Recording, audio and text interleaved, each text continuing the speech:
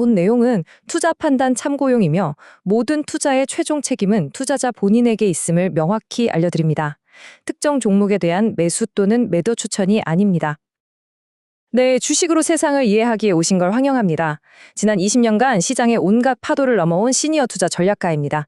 오늘은 아주 흥미로운 어쩌면 시장의 거대한 변곡점이 될 수 있는 이야기를 좀 나눠볼까 합니다. 작년 내내 시장의 주인공은 단연 금이었죠.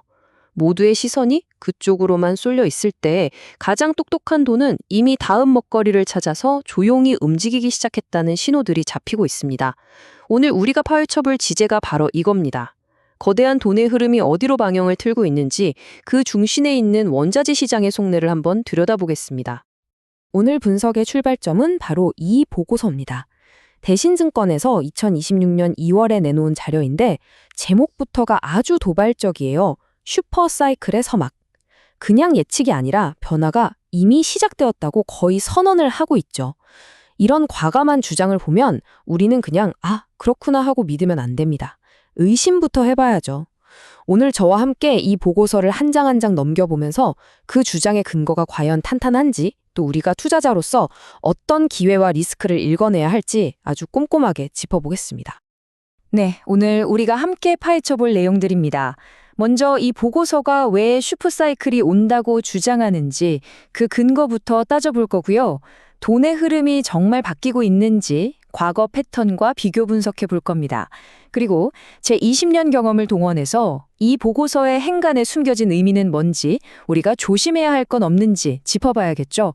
마지막으로 구리와 알루미늄이라는 구체적인 대안과 실제 포트폴리오 전략까지 차근차근 알아보겠습니다. 자, 그럼 본격적으로 시작해 볼까요? 슈퍼사이클이라는 이 거창한 단어를 쓰려면 그만한 근거가 있어야겠죠. 이 보고서가 내세우는 핵심 논리부터 하나씩 뜯어보겠습니다. 보고서는 이렇게 단언합니다. 시작될 것이다가 아니에요. 시작되었다. 아주 강한 확신이 느껴지죠. 과연 이 자신감은 어디서 나오는 걸까요? 이 주장을 덧받치고 있는 두 개의 커다란 기둥이 있습니다. 보고서의 논리는 아주 명쾌합니다. 크게 두 가지예요. 첫째, 시장이 벌벌 떨고 있는 미국 연준의 긴축 가능성. 그거 생각보다 별거 아니라는 거고요. 둘째, 세계 최대의 원자재 먹개비인 중국의 수요가 강력한 정부 부양책으로 다시 살아날 거라는 겁니다. 이 두 가지가 딱 맞아떨어지면 원자재 시장에 엄청난 에너지가 공급될 거라는 계산이죠. 먼저 연준 얘기부터 해보죠. 차기 연준 의장으로 거론되는 케빈 워시. 시장에서는 이 사람을 과거 발언 때문에 매파, 그러니까 돈줄을 죄는 사람으로 낙인 찍어놨습니다. 그런데 이 보고서는 좀 더 깊게 들여다본 거예요. 그가 과거에 양적 긴축을 주장하면서도 동시에 금리 인하와 정부와의 공조를 함께 얘기했던 실용주의자라는 점을 콕 집어내더군요.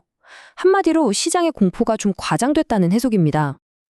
그리고 두 번째 기둥, 바로 중국입니다. 보고서는 중국이 꺼내든 전력망 투자라는 카드에 주목하고 있어요. 여기 화면에 보이는 4조 위안이라는 숫자, 감이 잘 안 오시죠? 이게 이전 계획보다 무려 40%나 늘어난 정말 어마어마한 돈입니다. 특히 AI 데이터 센터나 전기차 인프라처럼 구리나 알루미늄 같은 비철금소들 직접적으로 빨아들이는 분야에 집중 투자된다는 게 핵심이죠. 자, 이렇게 거시경제 환경이 원자재 시장에 멍석을 깔아주고 있다는 게 보고서의 전제입니다. 그럼 이제 그 판 위에서 돈이 실제로 어떻게 움직이고 있는지를 봐야겠죠. 보고서는 여기서 아주 흥미로운 역사적 데자뷰를 이야기합니다. 바로 원자재 순환매 사이클이라는 개념인데요. 쉽게 말해서 시장에 돈이 풀리면 가장 먼저 안전자산인 귀금속이 오르고 그 열기가 좀 식을 때쯤이면 경기 회복 기대를 품은 비철금속으로 돈이 옮겨붙는다는 이론입니다. 그 뒤를 이어서 에너지, 농산물 순으로 바통 터치가 이루어지고요. 이게 그냥 그럴싸한 이론이 아닙니다. 지금 화면에 보이는 두 개의 차트가 바로 그 증거예요. 왼쪽이 2008년 금융위기 이후, 오른쪽이 2019년 팬데믹 때 유동성이 폭발하던 시기입니다. 한번 보세요. 두 시기 모두 회색 선인 귀금속이 먼저 치고 나간 뒤에 짙은 파란색 선인 비철금속이 뒤따라 올라가는 게 정말 소름 돋을 정도로 똑같지 않습니까? 이게 바로 역사가 반복된다는 증거죠.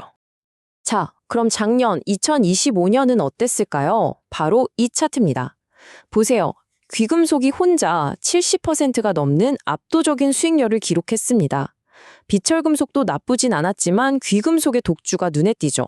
보고서는 바로 이 지점을 콕 집는 겁니다. 역사적으로 봤을 때 이게 바로 순환의 변곡점, 즉 주인공이 바뀔 때가 됐다는 아주 강력한 신호라는 거죠.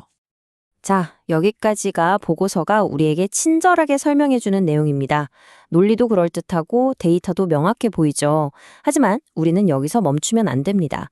20년 동안 이 시장에서 산전수전 다 겪은 베테랑의 눈으로 이 보고서의 행간에 숨겨진 진짜 의미와 우리가 놓치면 안 될 리스크를 한번 읽어보겠습니다. 이 표가 사실상 이 보고서의 모든 속내를 담고 있다고 봐도 과언이 아닙니다. 2026년 분기별 전망인데요. 다른 건 다 잊으셔도 좋은데 딱 두 줄만 보시죠. 귀금속과 비철금속. 보이시나요? 귀금속은 3분기까지 긍정적 의견을 유지하다가 마지막 4분기에 중립으로 톤이 바뀝니다. 반면에 비철금속은 연말까지 쭉 긍정적 의견을 유지하죠. 이게 뭘 의미하겠습니까? 연말로 갈수록 무게중심을 귀금속에서 비철금속으로 옮기라는 시그널을 아주 노골적으로 주고 있는 겁니다. 솔직히 말씀드려서 이 보고서가 잡아낸 던의 흐름에서 저도 아주 익숙한 냄새를 맡았습니다.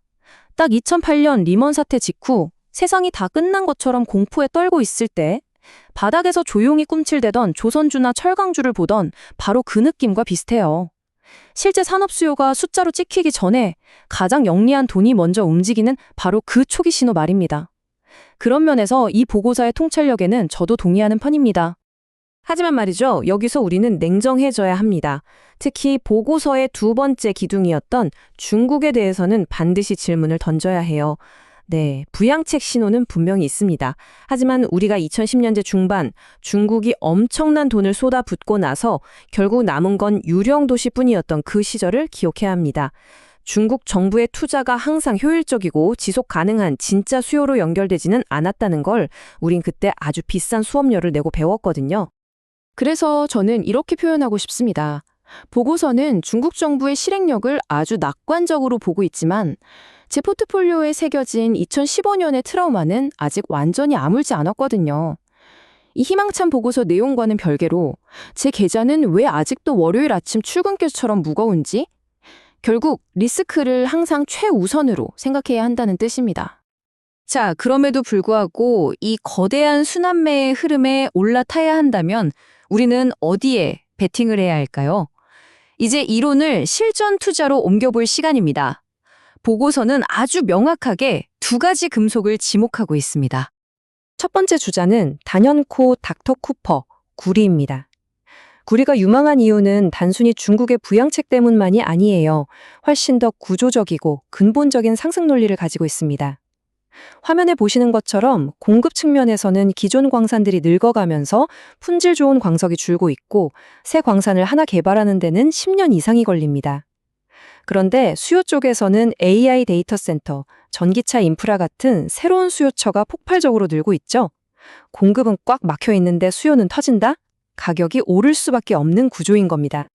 그런데 문제가 하나 있습니다. 구리 가격이 이미 너무 많이 올랐다는 거죠. 이게 좀 부담이 될 수 있어요. 그래서 이 보고서는 아주 현명하게도 두 번째 대안을 함께 제시합니다. 바로 알루미늄이죠. 알루미늄은 전선이나 건축자재 같은 분야에서 구리의 대체재로 쓰일 수 있습니다. 구리 가격이 너무 비싸지면 기업들이 대안으로 알루미늄을 찾게 되고 비슷한 산업 성장 트렌드의 수혜를 훨씬 저렴한 가격으로 누릴 수 있다는 장점이 있습니다. 보고서는 구체적인 숫자로 그 잠재력을 보여주고 있습니다. 2020년 연평균 목표가를 보면 구리는 톤당 14,500달러, 알루미늄은 3,600달러를 제시하고 있어요. 작년 평균가 대비 각각 45%, 36%가 넘는 상당한 상승 여력이 있다고 보고 있는 거죠. 자, 이제 모든 분석이 끝났습니다. 거대한 시장의 변화를 감지했고 유망한 투자처까지 확인했어요. 이제 가장 중요한 마지막 단계가 남았습니다. 그래서 도대체 어떻게 투자할 건데? 변동성이 큰 슈퍼사이클이라는 파도를 안전하게 항해하기 위한 저만의 전략을 말씀드리겠습니다. 복잡하게 생각하실 필요 없습니다. 딱 3단계만 기억하세요. 첫째, 지금 당장 여러분의 포트폴리오를 열어보십시오. 작년에 큰 수익을 안겨줬던 금이나 귀금속 비중이 너무 높지는 않으신가요?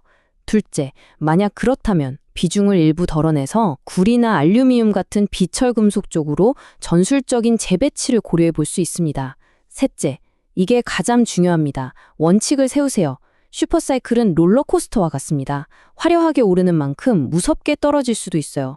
반드시 10%에서 15% 정도의 트레일링 스톱 로스, 즉 이동 손절매 원칙을 설정해서 여러분의 자산을 지키는 안전벨트를 단단히 채우셔야 합니다. 이건 선택이 아니라 필수입니다. 오늘 분석을 마무리하며 이 질문을 드리고 싶습니다. 슈퍼사이클은 하루짜리 반짝하는 뉴스가 아니라 몇 년에 걸쳐 진행되는 거대한 구조적 변화입니다. 여러분의 소중한 포트폴리오는 이미 저물어가는 과거의 사이클에 머물러 있습니까? 아니면 새롭게 떠오르는 다음 사이클을 맞이할 준비가 되어 있습니까? 오늘 제 분석이 그 답을 찾는데 작은 힌트가 되었기를 바랍니다.